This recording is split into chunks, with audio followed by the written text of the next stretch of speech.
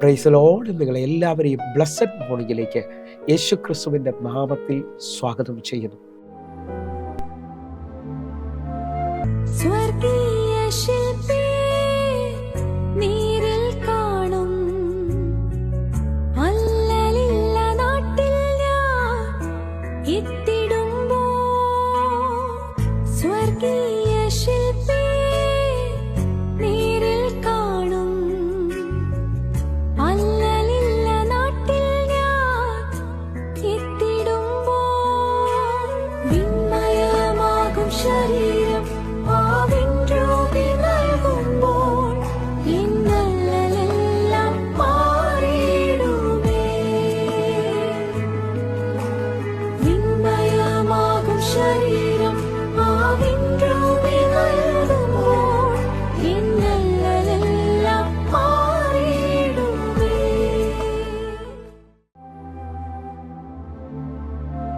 പ്രിയരെ, അനുഗ്രഹിക്കപ്പെട്ട ഒരു പ്രഭാതം കൂടെ നമ്മുടെ ജീവിതത്തിൽ അനുവദിച്ചു തന്ന വലിയവനായ ദൈവത്തെ നമുക്ക് ഒരുമിച്ച് ചേർന്ന് നന്ദി പറയാം. എത്ര പേർ പറയും, ഞാൻ മിമ്മതല്ല, എൻ്റെ ദൈവം എന്നെ നടത്തിയതാണ്. ഒന്നുകൂടെ പറഞ്ഞു കഴിഞ്ഞാൽ 2025 നവംബർ മാസം 23 വരെയും എന്നെയും എൻ്റെ കുടുംബത്തെയും കണ്ണിലെ കൃഷ്ണമണി പോലെ സൂക്ഷിക്കുകയും വിടുവിക്കുകയും ചെയ്ത വലിയവനായ ദൈവത്തിന് നന്ദി പറഞ്ഞുകൊണ്ട് ഈ പ്രഭാത ചിന്തയിലേക്ക് നമുക്ക് ഒരുമിച്ച് അടുത്തു വരാം.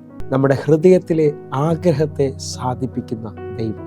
പ്രിയരെ, പ്രാരംഭവാക്യത്തിലേക്ക് 145 സങ്കീർത്തനം അതിൻ്റെ 19 വാക്യം. തൻ്റെ ഭക്തന്മാരുടെ ആഗ്രഹം അവൻ സാധിപ്പിക്കും, അവരുടെ നിലവിളി കേട്ട് അവരെ രക്ഷിക്കും. പ്രിയരെ, പ്രഭാതത്തിൽ ദൈവം നമ്മോട് ഇടപെട്ട അനുഗ്രഹിക്കപ്പെട്ട വചനത്തിനായി നമുക്ക് ഒരുമിച്ച് ചേർന്ന് ദൈവത്തിന് നന്ദി പറയാം. എന്നെ കേൾക്കുന്നവരെ, നമ്മുടെ എല്ലാം പ്രാർത്ഥനയാണ് നമ്മുടെ ആഗ്രഹങ്ങൾ സാധിക്കണമെന്നുള്ളത്. എന്നാൽ ഈ പ്രഭാതത്തിൽ എന്നെ കേൾക്കുന്ന പലതും പ്രാർത്ഥിച്ചിട്ട് എങ്ങും എത്തിയില്ല, ഒന്നും നടന്നില്ല എന്ന് പറഞ്ഞുകൊണ്ട് വിഷമത്തിൽ കേൾക്കുന്നവരുണ്ട്. എന്നാൽ ഈ വചനത്തെ മുറുകെ പിടിച്ചുകൊണ്ട് പറയണം, അവൻ നമ്മുടെ ആഗ്രഹങ്ങളെ സാധിപ്പിക്കുന്ന ദൈവമാണ്. നമ്മുടെ കണ്ണുനീരിൽ നിന്ന് നമ്മളെ രക്ഷിക്കുന്ന ദൈവമാണ്. ആ ദൈവത്തിൻ്റെ പാദപീഠത്തിലോട്ടാണ് നമ്മൾ അടുക്കുന്നത്. ഒന്നുകൂടെ പറഞ്ഞാൽ 20 സങ്കീർത്തനം അതിൻ്റെ 4 വാക്യം. നിന്റെ ഹൃദയത്തിലെ ആഗ്രഹം അവൻ നിനക്ക് നൽകട്ടെ, നിന്റെ താല്പര്യമൊക്കെയും നിവർത്തിക്കട്ടെ. പ്രിയരെ, ഈ വചനം കേൾക്കുമ്പോൾ നമുക്കൊരു കാര്യം വ്യക്തമാണ്. നമ്മുടെ ദൈവം നമ്മോട് പറയാണ്, നമ്മുടെ ഹൃദയത്തിലെ ആഗ്രഹത്തെ അവൻ സാധിപ്പിക്കും, നമ്മുടെ താല്പര്യങ്ങളെ നിവർത്തീകരിക്കുന്ന ഒരു ദൈവമുണ്ട്. ദൈവിക മാർഗത്തിൽ ദൈവവചനത്തിനകത്ത് ജീവിക്കുന്ന ഒരാൾ പോലും നിരാശപ്പെടേണ്ടി വരത്തില്ലെന്ന് യോഹന്നാന്റെ സുവിശേഷം 15 വാക്യം വായിച്ചാൽ നമുക്ക് മനസ്സിലാകും.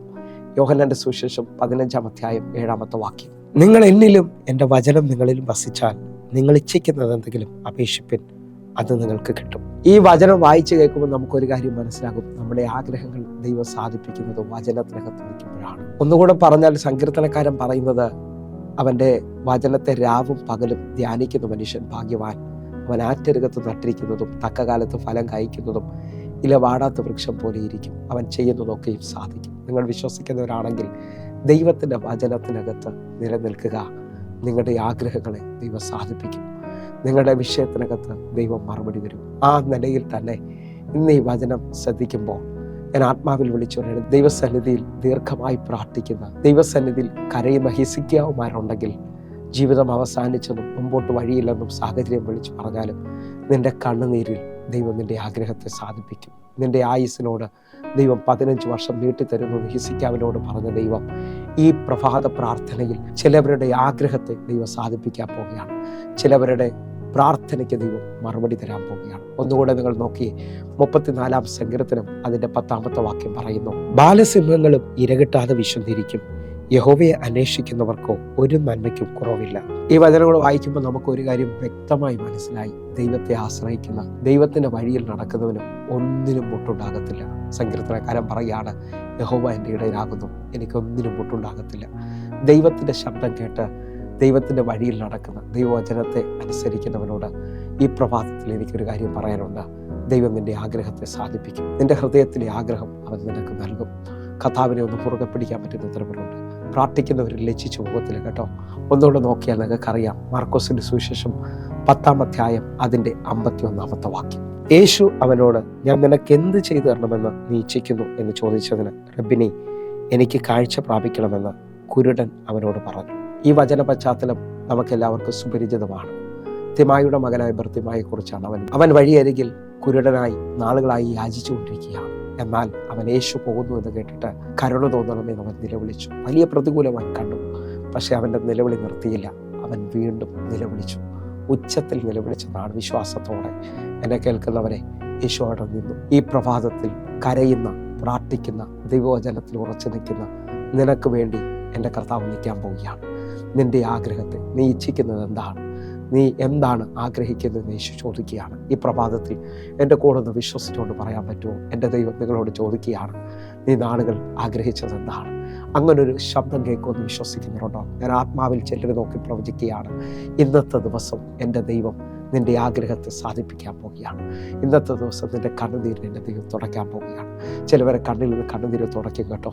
ചിലവർക്ക് എൻ്റെ ദൈവം മറുപടി തരും. മത്തായിയുടെ സുവിശേഷം 15-ാം അധ്യായം അതിൻ്റെ 28-ാമത്തെ വാക്യത്തിൽ ഒരു കാനാന്യ സ്ത്രീയെക്കുറിച്ച് നമുക്ക് കാണാൻ പറ്റും. തൻ്റെ മകളുടെ ഭൂതോപദ്രവം മാറേണ്ടതിനായിട്ട്, തൻ്റെ മകൾക്ക് സൗഖ്യം വരേണ്ടതിനായിട്ട് അവൾ യേശുവിൻ്റെ അടുക്കൽ വന്ന് ആഴമായി നിലവിളിക്കുന്നത് കാണാൻ പറ്റും. എൻ്റെ മകളെ വെടിവെക്കണമെന്ന് പറഞ്ഞുകൊണ്ട്. അവിടെ ഒന്നും അവൾക്ക് വിടുതൽ കിട്ടുന്നതായി കാണുന്നില്ല. എന്നാൽ അവൾ പുറകെ ചെന്ന് നിലവിളിക്കുന്നത് കാണാൻ പറ്റും. ആ പാദപീഠം വരെയും കുരിഞ്ഞ ദൈവത്തെ ആരാധിക്കുന്നത്, നമസ്കരിക്കുന്നത് കാണാൻ പറ്റും. യേശുവിനോട് ആഴമായ ഒരു വെളിപ്പാട് പറയുകയാണ്. ഉടയവന്റെ മേശയിൽ നിന്ന് വീഴുന്ന അപ്പം നുറുക്കുകൾ നായ്ക്കുട്ടിയുടെ അവകാശമെന്ന് അവൾ അവകാശം പറയുകയാണ്. ആ സമയത്ത് കർത്താവ് അവളോട് പറയുന്ന വാക്യം മത്തായിയുടെ സുവിശേഷം 15-ാം അധ്യായം അതിൻ്റെ 28-ാമത്തെ വാക്യം. സ്ത്രീയെ, നിന്റെ വിശ്വാസം വലുത്, നിന്റെ ഇഷ്ടം പോലെ നിനക്ക് ഭവിക്കട്ടെ എന്ന് പറഞ്ഞു. ആ നാഴിക മുതൽ അവളുടെ മകൾക്ക് സൗഖ്യം വന്നു. വിശ്വസിക്കുന്നുണ്ടെങ്കിൽ ഈ പ്രഭാതത്തിൽ നിങ്ങളുടെ വിശ്വാസത്തെ വർദ്ധിപ്പിച്ചു. നാളുകൾ പ്രാർത്ഥിച്ചിട്ടും ഒരു നന്മയും കണ്ടില്ല, ഒരാഗ്രഹവും നടന്നില്ല എന്ന് പറഞ്ഞ് പിന്മാറിപ്പോവുകയല്ല. വിശ്വാസത്തിൽ പിടിച്ചു നിൽക്കുന്നതിനോട്, കർത്താവിനെ കുറിച്ച് ആഴമായ ഒരു വെളിപ്പാട് കാണുന്നതിനോട് എൻ്റെ ദൈവത്തിന് പറയാനുണ്ട്, ഇന്ന് നിന്റെ ഇഷ്ടം ദൈവം സാധിപ്പിക്കും. നിന്റെ ഹൃദയത്തിലെ ആഗ്രഹം ദൈവം നിനക്ക് നൽകും. അങ്ങനെ വിശ്വസിക്കുന്നവർ എൻ്റെ കൂടെ ചേർന്നുകൊണ്ട് കർത്താവിനെ ഒന്ന് മുറുകെ പിടിച്ച് ഈ ദിവസം ഒരു അത്ഭുതത്തിൻ്റെ ദിവസമാണ്. നമുക്കൊരുമിച്ചൊന്ന് കണ്ണുകൾ അടയ്ക്കാം. ഞങ്ങളെ സ്നേഹിക്കുന്ന ഞങ്ങളുടെ നല്ല ദൈവമേ, നാളുകൾ പ്രാർത്ഥിച്ച, നാളുകൾ കരഞ്ഞ ചിലവർക്ക് ഇന്ന് അങ്ങ് വലുതായി അവരുടെ ആഗ്രഹത്തെ സാധിപ്പിക്കാൻ പോവുകയാണ്. ഇതൊരു അത്ഭുതത്തിൻ്റെ ദിവസമാക്കണമേ അപ്പ. കർത്താവ് അത്ഭുതം ചെയ്തു കഴിഞ്ഞാൽ നന്ദി. യേശുവിൻ നാമത്തിൽ ഞാൻ പ്രാർത്ഥിക്കുന്നു, കേൾക്കണം പിതാവേ. ആമേൻ, ആമേൻ, ആമേൻ. പ്രിയരേ, ഈ പ്രഭാത സന്ദേശം നിങ്ങൾക്ക് അനുഗ്രഹമാകുന്നുവെങ്കിൽ നിങ്ങൾ ഈ യൂട്യൂബ് ചാനൽ സബ്സ്ക്രൈബ് ചെയ്യും, ഫേസ്ബുക്കിൽ നിങ്ങൾ ജോയിൻ ചെയ്യുകയും ചെയ്യണമെന്ന് ഓർപ്പിക്കുന്നു. അതേപോലെ ഈ കാണുന്ന 811 നിങ്ങൾക്ക് വിളിക്കുവാൻ കഴിയും, നമുക്ക് ഒരുമിച്ച് പ്രാർത്ഥിക്കാൻ കഴിയും. കർത്താവ് നിങ്ങളെ അധികത്തിൽ മാനിക്കട്ടെ. നിങ്ങൾ ഈ യൂട്യൂബ് ലിങ്ക് മറ്റുള്ളവരിലേക്ക് കൂടെ എത്തിക്കണമേ. അനേകായിരങ്ങൾക്ക് ഇതൊരു അനുഗ്രഹമായി തീരട്ടെ. കർത്താവ് ഈ ദിവസങ്ങളിൽ നിങ്ങൾക്ക് വേണ്ടി വലുത് ചെയ്യും. കർത്താവ് നിങ്ങളെ മാനിക്കട്ടെ. God bless you. ആമേൻ.